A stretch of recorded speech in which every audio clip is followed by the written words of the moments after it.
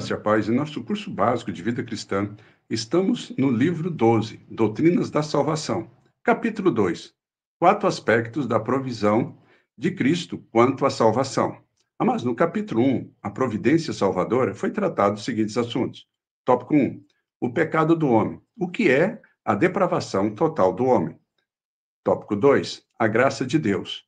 Qual a diferença entre graça comum e graça especial divina? Tópico 3. A provisão de Cristo.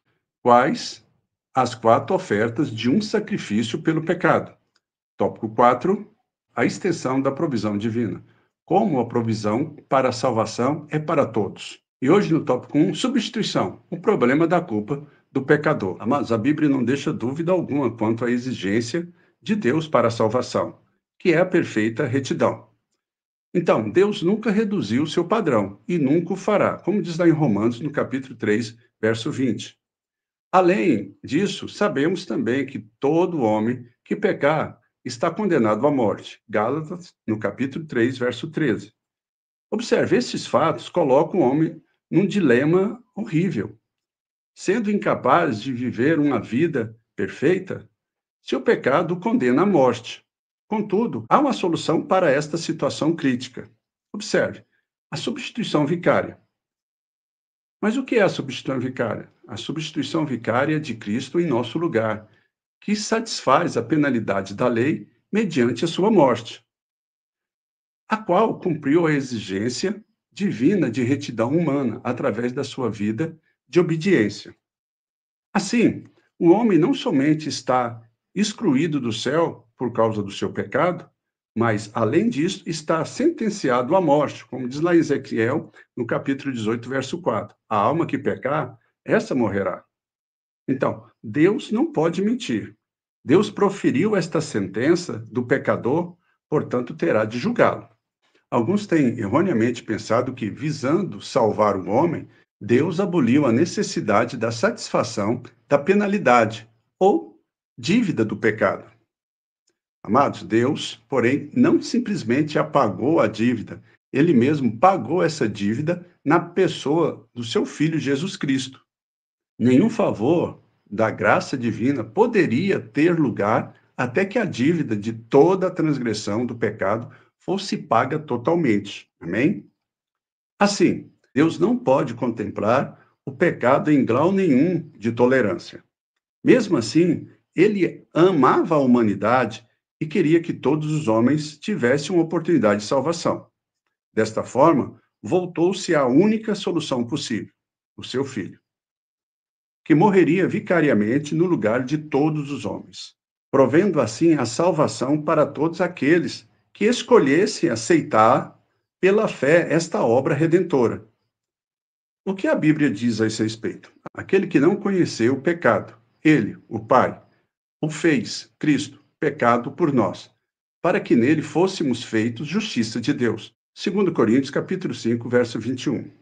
Amados, não quer isso dizer que Cristo tornou-se pecador, mas sim explica que tomou sobre si a plena responsabilidade pelos nossos pecados. Continuando, lá em Hebreus, no capítulo 9, versículo 28, diz: assim também Cristo, tendo se oferecido uma vez para sempre, para tirar o pecado de muitos. Isaías 53, 6. O Senhor fez cair sobre ele a iniquidade de nós todos. E 1 Pedro, capítulo 3, verso 18. Pois também Cristo morreu uma única vez pelos pecados, o justo pelos injustos. Então, observe, a morte vicária de Cristo satisfaz as exigências da lei quanto à morte, do pecado. Há, porém, uma segunda exigência que precisava ser cumprida para trazer o homem ao céu. Era a sua perfeita obediência à palavra de Deus, como diz lá em Romanos, capítulo 10, verso 5 e Gálatas 3:12. Esta segunda exigência pode ser melhor entendida mediante a seguinte ilustração, amados.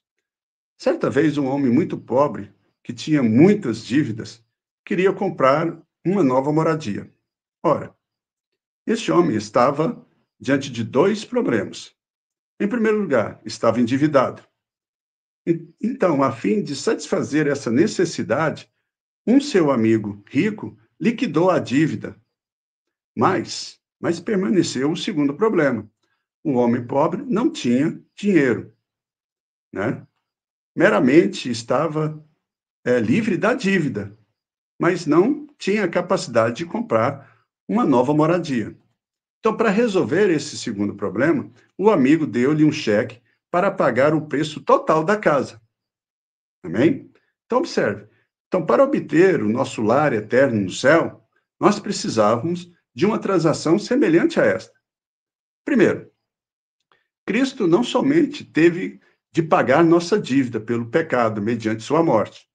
Segundo, e também a sua vida de obediência serviu como o preço da justiça para cumprir a exigência da perfeita obediência, mediante o que obteve para nós um lar nos céus.